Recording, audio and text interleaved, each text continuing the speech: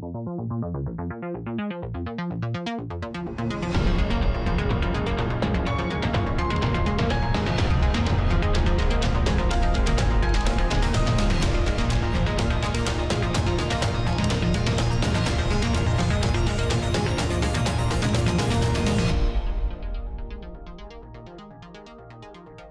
à tous et bienvenue dans ce nouvel Immédiat. Bonjour Jean-Yves. Bonjour Nicolas.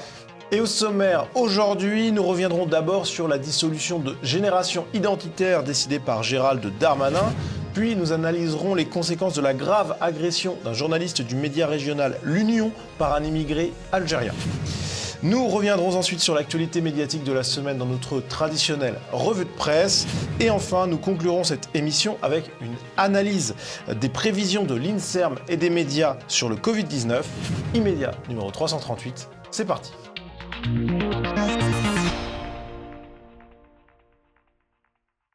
Et pour commencer cette émission, c'est l'image de la semaine. Et cette image, Jean-Yves, c'est celle de Thaïs Descuffon, porte-parole de Génération Identitaire, arrêtée par la police dans un parc parisien avec plusieurs autres militants de Génération Identitaire. Oui, alors c'était la dernière action de Génération Identitaire avant la dissolution de ce mouvement, une action pacifique, sympathique, avec une banderole très juste, mais qu'il ne fallait pas évidemment que le public voie. On ne dissout pas une génération, on ne dissout pas des idées. Alors, ce qu'on voit aussi, c'est un assez bel exemple de ce qu'on appelle la narco-tyrannie. C'est-à-dire qu'on voit une police très présente, très nombreuse, pour interpeller, vérifier l'identité de gens tout à fait pacifiques. Une police qui généralement est absente dans d'autres quartiers de Paris, où la violence et les deals se répandent tout à fait librement. C'est ça, la narco-tyrannie, la répression de ceux qui défendent les libertés et l'identité, et le laxisme vis-à-vis des délinquants. Bravo Darmanin pour cette démonstration. Oui, Gérald Darmanin qui a donc porté la dissolution de Génération Identitaire, et donc ça a été décidé ce mercredi en Conseil des ministres. Dans le décret, qui est évidemment critiquable, on va y revenir, eh bien on voit que les deux objets un petit peu qui ont présidé à la dissolution de cette association, eh bien c'était d'abord de former un groupe de combat ou une milice privée. Aïe. Donc là, c'est quand même assez effrayant. Et il y a également la provocation à la discrimination, à la haine et à la violence. Jean-Yves, que dire de cette dissolution ? Que dire de ce décret ? Alors d'abord, la presse en a parlé, mais de manière assez neutre, assez factuelle, même un peu moins que factuelle quand on voit un grand article fait par un juriste dans le Figaro qui se pose la question de ce que fera le Conseil d'État au regard des dissolutions antérieures, au regard du droit. Il aurait pu conclure que le Conseil d'État devrait annuler, au regard de tout ce qui s'est passé antérieurement. Ouais. Voilà. Et donc la presse, là, est quand même... elle ne cherche pas bien loin. Là, je cite le Figaro. Alors, qu'est-ce qu'il y a comme objet ? On regarde un peu le fond, là, pardon de le faire. Milice privée. Ça fait peur. Il y a deux arguments. Il y a l'université d'été, où... Alors moi, j'y étais à l'université d'été, aux dernières universités d'été, je sais ce que c'est. Ça n'a rien à voir avec un camp paramilitaire. Oui, c'est des jeunes gens qui font un peu de sport et beaucoup de travaux intellectuels. Voilà, beaucoup d'études intellectuelles, beaucoup d'exercices intellectuels et un peu de sport. Je vois pas en quoi c'est paramilitaire. Tout le monde fait du sport l'été. Alors il y a une question je me fais l'avocat du diable, mais bien sûr, vous êtes excellent dans ce rôle, qu'il s'agissait finalement de cours de boxe un petit peu virulents, quoi. Alors écoutez, j'en ai vu d'assez loin, j'aurais presque pu y participer, donc ça vous donne une idée de la violence au demeurant. Il n'est pas anormal que ces jeunes gens et ces jeunes filles, notamment les jeunes filles peut-être pour se défendre, prennent des cours de boxe, d'autodéfense, pourquoi pas. Je signale que dans les banlieues de l'islam, ça fait 40 ans que les collectivités locales et l'État, dans le cadre de la politique de la ville, financent des cours de boxe. Donc il y a d'un côté les cours de boxe qui sont financés par l'État pour les uns et qui sont non pas financé, mais interdit pour les autres. Ça aussi, c'est la narco-tyrannie. Est-ce qu'on peut aussi rajouter quelque chose sur le fond, peut-être, avant de... Alors, il y a les doudounes aussi. Oui, c'est vrai qu'il y avait ça. Il y a les doudounes, mais les doudounes, il y a déjà eu des décisions judiciaires qu'on dit qu'on relaxait. Donc, alors là, c'est assez extraordinaire. C'est-à-dire prendre comme argument pour dissoudre une association des faits qui ont déjà été poursuivis dans la justice et relaxés, chapeau. Et il y a également des termes qui ont été jugés... Oui, alors là, c'est pas la doudoune, c'est le t-shirt. Ouais. Il y avait un t-shirt sur lequel il était écrit, c'est vrai, ça je confirme. Un homme n'existe et n'a de signification qu'à travers son clan, son peuple et sa cité. Sauf que ça, c'est toute la conception grecque de l'homme et de la cité. Donc effectivement, on peut dissoudre Génération Identitaire, on peut aussi interdire les livres de Marguerite Yourcenar, de Jacqueline de Romilly, et puis mettre au pilon Homère et Aristote. On peut y aller. Il faut dire que je doute que Monsieur Darmanin et les chaussures à clous de la DGSI aient la moindre idée de cela. Oui, Gérald Darmanin, il est plutôt occupé à envoyer des SMS graveleux et un peu méprisables, peut-être, qu'à lire... à part les lupanards de Pompéi, il ne doit pas avoir beaucoup d'idées de la question. Dernier point sur cette question de génération identitaire, eh bien, c'est le fait qui a été relevé par plusieurs médias, selon lequel le terroriste de Christchurch était membre bienfaiteur de Génération Identitaire, c'est-à-dire qu'il avait effectué un don. Alors, il a effectué un don, effectivement, avant de commettre son attentat, donc je ne vois pas comment, quand vous recevez des dons, c'est extrêmement difficile, des milliers de dons, hein. Oui, vous ne savez pas qui les envoie, et si vous recevez des milliers de dons, il peut y avoir des gens pas forcément recommandables. Au fait, tous les donateurs de LRM... ce sont des brevets de vertu absolue. On pourrait regarder peut-être. Si on les épluchait, c'est certain qu'il y aurait Il y aurait sûrement des choses intéressantes. Donc c'est un argument qui n'a absolument aucune valeur juridique. D'ailleurs, je note qu'il y a eu un meurtre de masse en France il y a un peu moins d'une vingtaine d'années, qui était le meurtre de masse au conseil municipal de Nanterre, qui a été commis par le trésorier de la Ligue des droits de l'homme locale, militant écologiste. On n'a pas dissous la Ligue des droits de l'homme. Non. On n'a pas dissous le Parti écologiste, à juste titre d'ailleurs, parce qu'il n'était en rien responsable de ce personnage. Mais il n'était pas à 20 000 kilomètres, il n'était pas aux antipodes, il était là. Ouais. Ah, c'est totalement hallucinant. Et ça, honnêtement, les médias devraient tout de même le dire et pas se contenter de reproduire de manière distanciée la dépêche de l'AFP qui elle-même reproduit la dépêche du ministère de l'Intérieur. On voit bien la mécanique totalitaire. Passons au premier sujet. Les médias découvrent la violence des cités.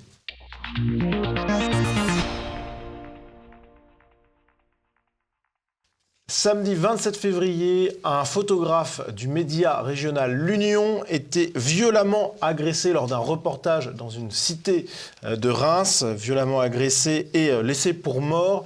Il est toujours, à l'heure où on enregistre cette émission, dans un état grave, très grave, puisque son pronostic vital est a priori toujours engagé. Jean-Yves, ça a été l'émotion au sein de la classe médiatique, en tout cas déjà au sein de sa rédaction. On a loué son travail, un Christian Lantenois, et également la justice s'est saisie de l'affaire, avec le procureur qui a ouvert une enquête. Et Jean-Yves, cette enquête, elle a été fructueuse peut-être ? Alors, elle a été fructueuse puisqu'un suspect est arrêté. Alors, on a attendu, évidemment, 24 heures pour en savoir un petit peu plus sur le suspect, le temps que l'affaire un petit peu se tasse. Le suspect, c'est un tract de génération identitaire. C'est un jeune Algérien qui séjourne en France, on ne sait pas très bien dans quelles conditions, puisqu'il a des papiers espagnols, mais enfin... Un titre de séjour. Titre de séjour espagnol dont on ne connaît pas la durée. Bon, peu importe. Mais ce qu'on sait quand même, c'est qu'il a été 8 fois condamné de 2018 à 2019. 8 fois condamné, il était toujours dehors et il n'était toujours pas reconduit à la frontière. C'est vrai que le ministère de l'Intérieur a autre chose à faire que reconduire à la frontière les délinquants étrangers. Il a dissoudre les associations identitaires. Faut comprendre, hein. Voilà, faut comprendre. On peut pas tout faire. Voilà. En tout cas, là, ce type coche toutes les cases. Et justement, sur cette question de la comparaison un peu avec Génération Identitaire, on va écouter Véronique Jacquier sur CNews. 21 ans, Algérien, 8 fois condamné en 2 ans. Voilà, le vrai chantier, il est là, je pense, il est pour régler ce genre de choses. Absolument. Il n'est pas en parallèle, Génération Identitaire, à qui on fait un procès. Voilà, un procès de la part de ces jeunes gens qui veulent empêcher des Algériens d'arriver en France pour faire ce qui s'est passé avec ce photojournaliste. Alors je sais que ce sont un peu des raccourcis, Ah non, mais c'est pas mais sauf que c'est pose quand même beaucoup de questions, forcément. Alors sur le contexte, on va s'intéresser un petit peu au quartier en question. On va écouter Sébastien Lacroix, l'un des rédacteurs en chef de l'Union. Le contexte, c'est un quartier, on y reviendra peut-être, qui s'appelle le quartier Croix-Rouge à Reims et qui est un quartier qui s'est dégradé année après année, malgré pas mal d'efforts d'ailleurs qui ont été mis, et beaucoup de revitalisation urbaine, de restauration d'immeubles. C'est un quartier qui est en proie au petit trafic, à la violence, aux rivalités entre bandes. Enfin, c'est finalement que ce qu'on entend à longueur de temps malheureusement dans tous ces quartiers populaires.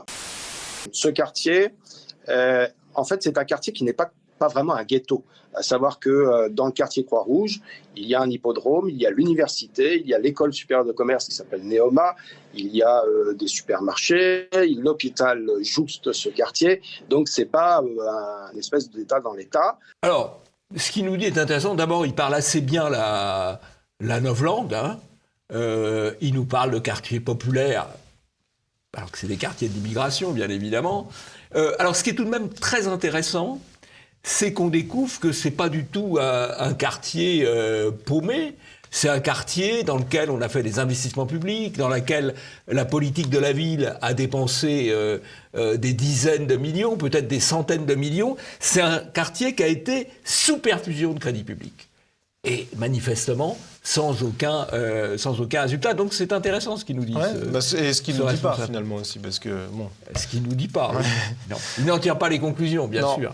Sinon il perdrait son poste, faut le comprendre. Mais en tout cas, il va un petit peu plus loin, toujours sur CNews, puisqu'il évoque face à la violence de ces habitants de ces quartiers, un journalisme de guerre.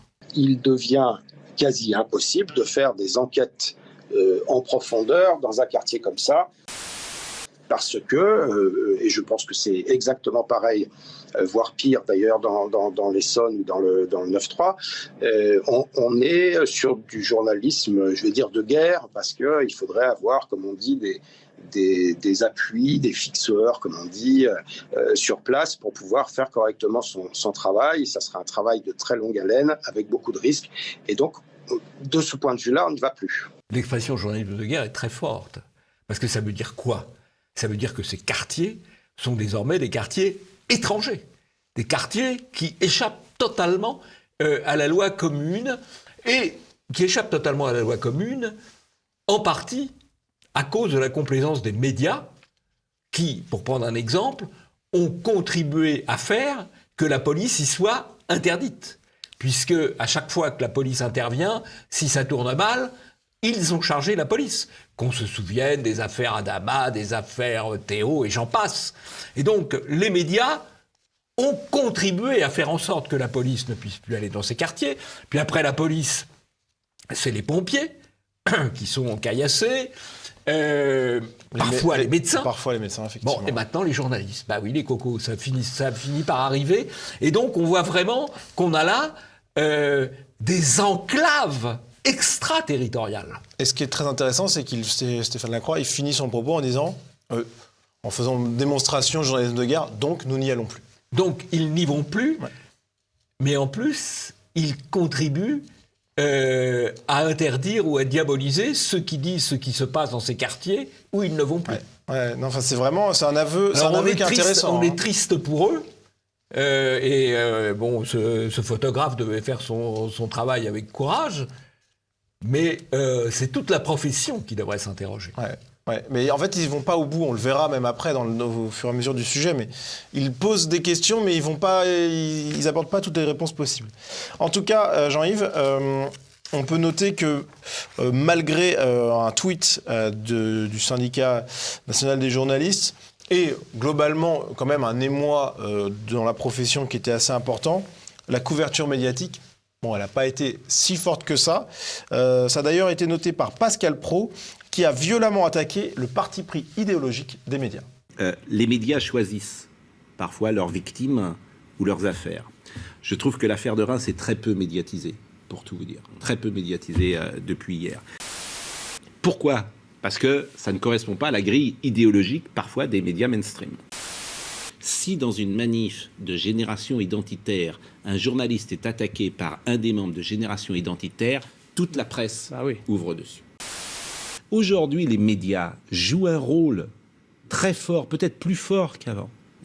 Pourquoi ? Parce qu'ils sont uniformes, ce qui ne me semblait pas le cas, paradoxalement, il y a 30 ou 40 ans. C'est-à-dire le mainstream, le politiquement correct, a influencé toutes les rédactions. Les jeunes journalistes qui sortent des écoles de journalisme me paraissent incroyablement formatés, ce qui n'était pas le cas il y a 40 ou il y a 50 ans. Pascal Praud, comme d'habitude, très, très convaincant, très juste, il dit tout de même une chose en disant si c'est un journaliste qui avait été mis dans cet état par Génération Identitaire, on en a parlé, sauf que Génération Identitaire n'a jamais malmené de journaliste. Voilà.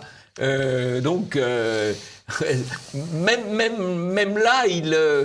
Oui, il donne un peu l'exemple de poids de mesure. Mais bien sûr, mais bon, il fait quand même très bien le travail, et notamment la mise en cause des médias mainstream, parce qu'il faut bien comprendre qu'il y a une différence entre ce qui se passe sur CNews, où il y a un certain nombre d'informations réelles qui sont données, ou sur Sud Radio, et le reste des médias, c'est-à-dire 98% ou 97% des médias. Ce qui est extraordinaire, c'est vraiment ce dont il parle, c'est le conformisme, y compris chez les plus jeunes journalistes, où c'est encore plus fort qu'il y a 50 ans.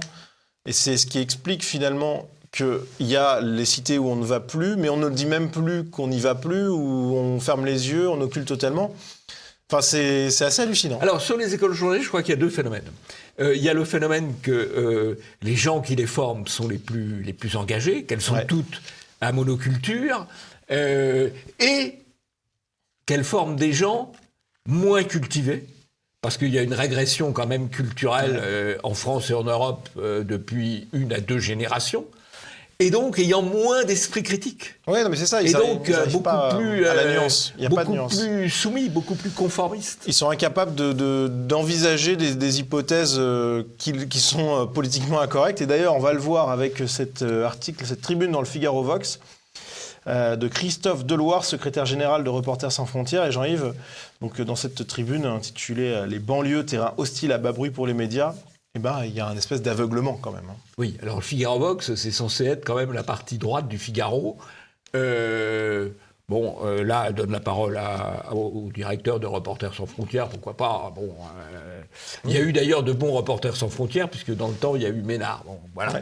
Mais là aussi, c'est l'aveuglement total. Alors, d'abord, il explique le fait que ce photographe soit dans un coma avancé, en état, enfin en tout cas que son pronostic vital soit engagé.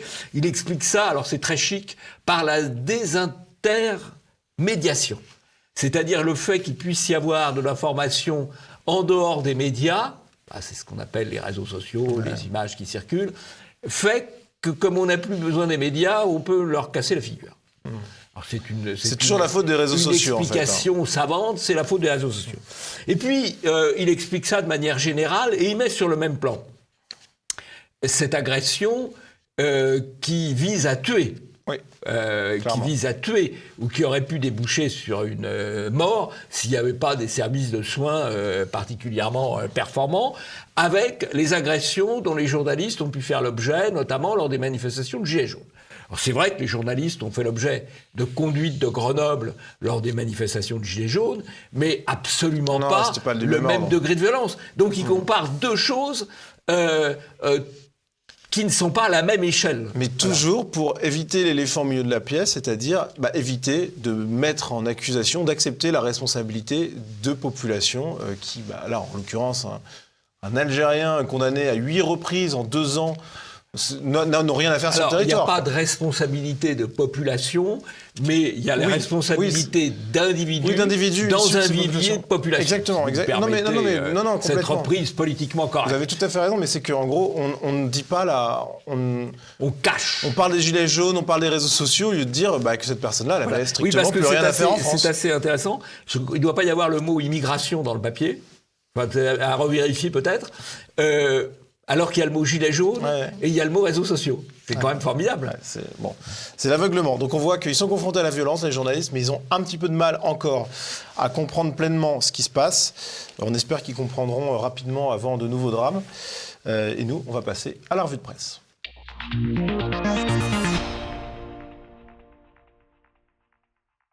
Et pour commencer cette revue de presse, nous allons nous intéresser à une de Libération qui aurait pu être même presque l'image de la semaine, Jean-Yves, parce que c'est un espèce de retournement de veste. Il y en aura peut-être d'autres d'ailleurs. 2022, j'ai déjà fait barrage, cette fois c'est fini. Sous-entendu, si l'élection se présente demain, l'élection présidentielle, le deuxième tour entre Marine Le Pen et Emmanuel Macron, beaucoup d'électeurs de gauche ne feront plus barrage. Alors... C'est une de Libération qui est tout de même assez surprenante parce que ça ne se rapporte à aucun événement qui vient d'arriver. C'est une politique fait quand même, en gros, sur le modèle du micro-trottoir. Auprès de leurs lecteurs. Alors, c'est peut-être représentatif d'ailleurs d'un état d'esprit d'une partie des électeurs de gauche. Mais en plus... j'ai fait barrage, je recommencerai plus. On fait toujours barrage.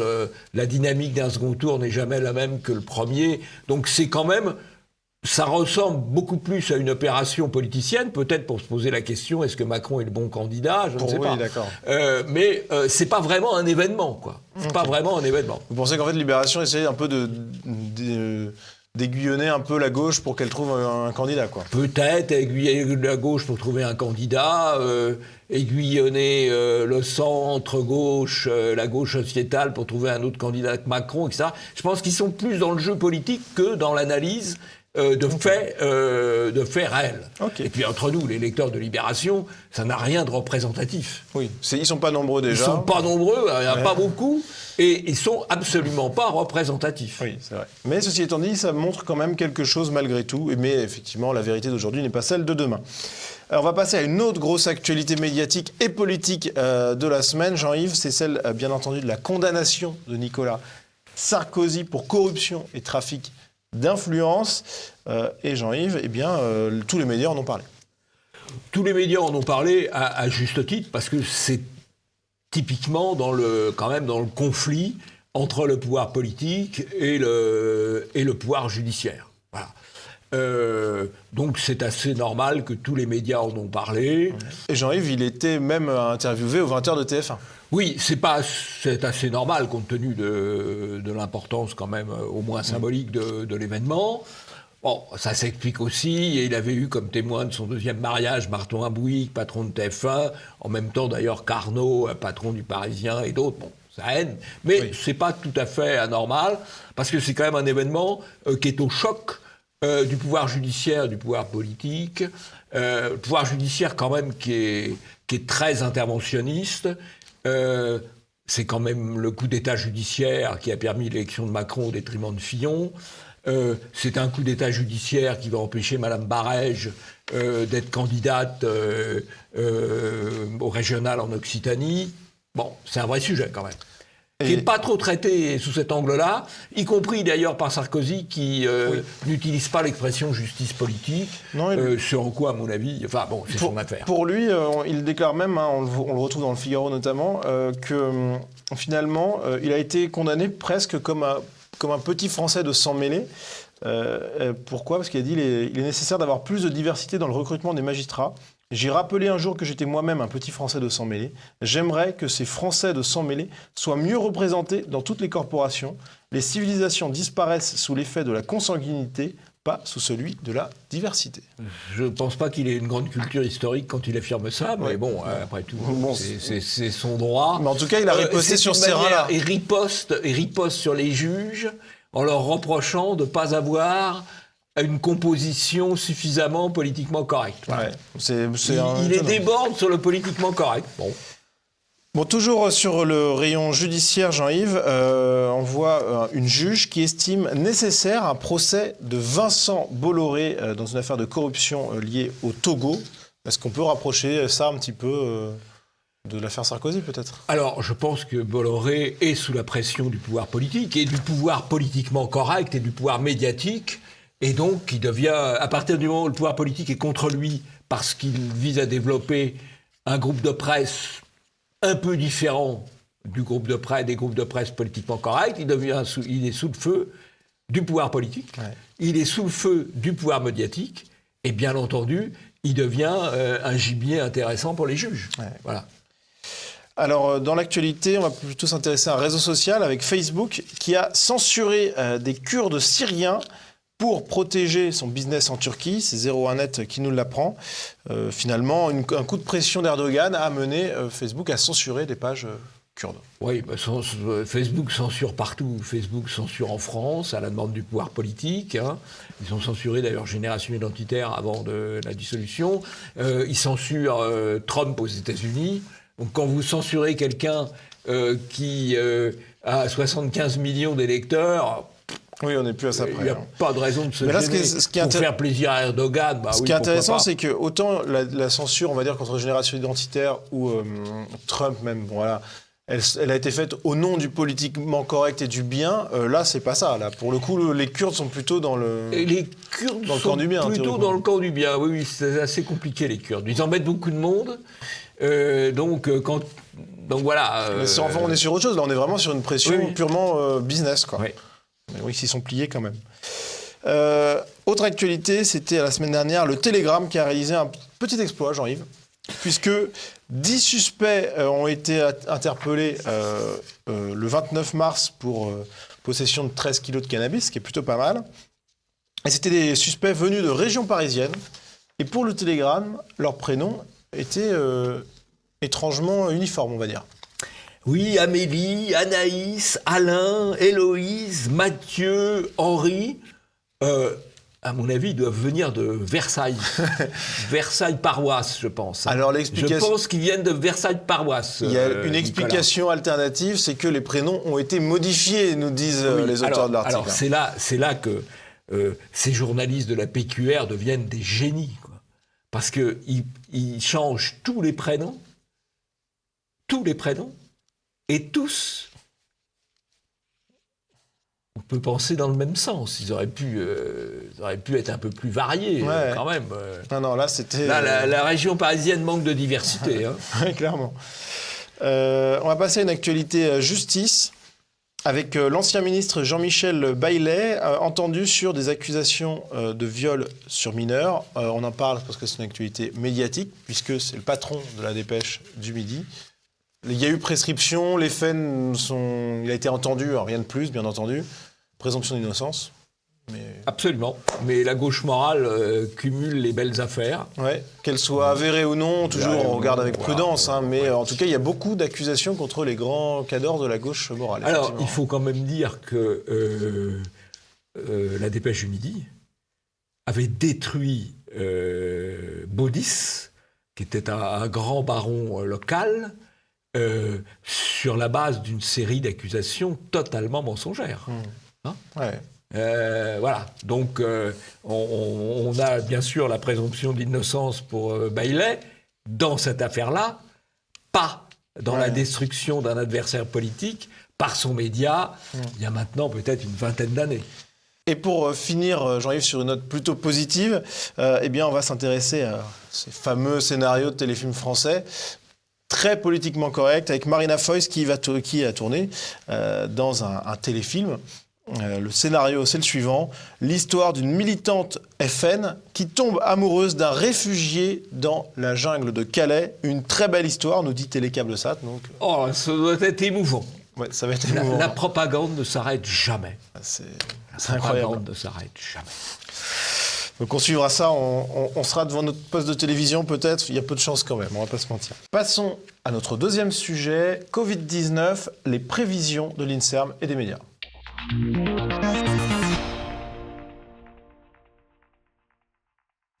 étude de l'INSERM a fait la une de tous les médias il y a quelques semaines. Exemple avec BFM pour Vittoria Colizza, qui est donc chercheuse à l'INSERM. On aura besoin de mesures plus fortes contre le variant britannique. Et dans l'article, on peut lire « Les mesures de protection actuelles ne sont pas capables de réduire le variant britannique. On aura besoin de mesures plus fortes pour agir. Dans l'absence de mesures de contrôle renforcées, une croissance rapide des cas est attendue. » Et dans cette étude, eh bien, on voit, l'Express nous l'apprend, que l'INSERM prévoit une remontée en flèche des admissions à l'hôpital. France Info précise jusqu'à 25 000 admissions hebdomadaires à l'hôpital fin mars. Alors l'étude a été publiée le 14 février donc par l'INSERM. Déjà, la forme était quand même spécifique puisque, comme beaucoup de publications sur le Covid-19, eh bien, on a beaucoup de mal à avoir les données précises. On est obligé Là, concrètement, on a été obligé de grossir énormément les courbes pour pouvoir arriver à voir un petit peu ce que voulaient dire les auteurs.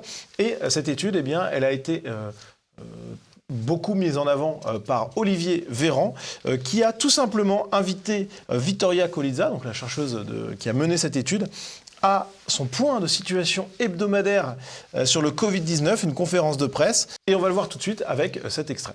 Pour que vous ayez en toute transparence le même niveau d'information que nous à ce sujet, j'ai demandé à Madame Colizza, que je remercie de sa présence. Elle est directrice de recherche à l'Institut Pierre-Louis d'épidémiologie et de santé publique, de vous présenter des modélisations qui tentent de mesurer en quoi la progression des variants pourrait avoir un impact sur la progression de l'épidémie et sur le nombre de personnes hospitalisées dans les semaines à venir. Merci beaucoup, Monsieur le Ministre. Donc j'arrive sur cette étude qui prévoyait jusqu'à 25 000 admissions hebdomadaires dans les hôpitaux fin mars. Quel est votre avis ? Ah ben je n'ai pas d'avis. Cette étude est officielle, présentée par une chercheuse officielle, travaillant pour un organisme officiel, l'INSERM, et présentée par un ministre officiel, Olivier Véran. Donc, d'après les standards de YouTube, c'est une vérité qu'on ne peut pas contester. Donc, vous avez bien fait de présenter cette étude, mais je ne la commenterai pas. On va quand même essayer de comparer cette étude, ces prévisions au réel aujourd'hui, puisqu'on a quand même des éléments de comparaison. On va tenter ça. Alors on va tenter ça. On va tenter ça.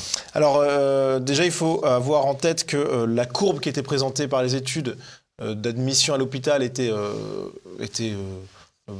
de manière exponentielle, mais l'augmentait significativement. Or, quand on regarde les nouvelles admissions à l'hôpital à date, c'est-à-dire au 2 mars dernier, on se rend compte que la courbe est quand même sur un plateau, elle est plutôt plate, voilà.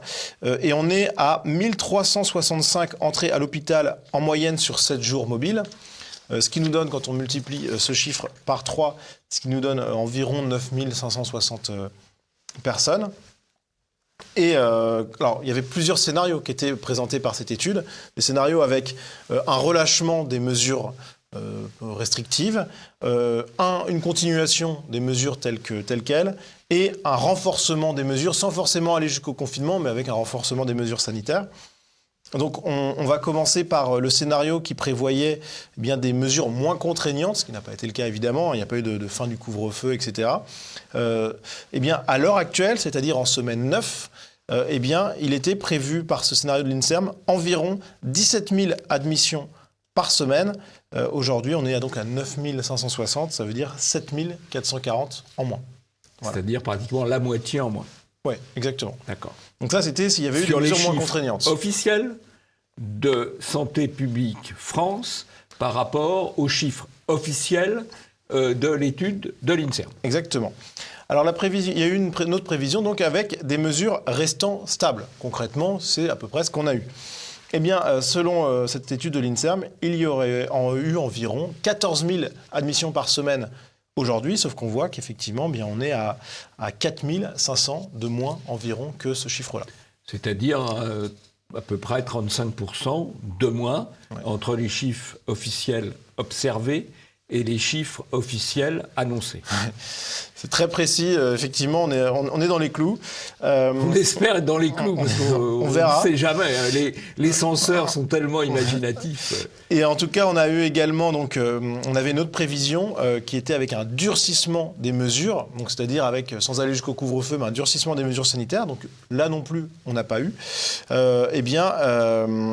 Les annonces, c'était 10 500 admissions par semaine, sur cette semaine. Sauf qu'on voit qu'on est plutôt aux alentours de 9 560, c'est-à-dire, en gros, 1000 personnes en moins à l'hôpital par semaine. Par rapport à l'hypothèse d'un renforcement considérable des mesures de confinement et autres. Voilà. Donc c'est quand même... Il y a quand même un... Bon, on va pas analyser plus que ça, mais il y a quand même un petit décalage quand même. Voilà. Et d'ailleurs, on le voit avec la personne qui tient Covid Tracker, Guillaume Rosier, qui a lui aussi fait les mêmes analyses que nous, et qui a donc rajouté sur le graphique donc des points rouges qui montrent les chiffres réels et qu'on voit à comparer avec la courbe noire qui montrait les prévisions de l'INSERM, et il y a bien une différence. Alors, la question, c'est de savoir pourquoi il y a une différence. Il y a plusieurs explications.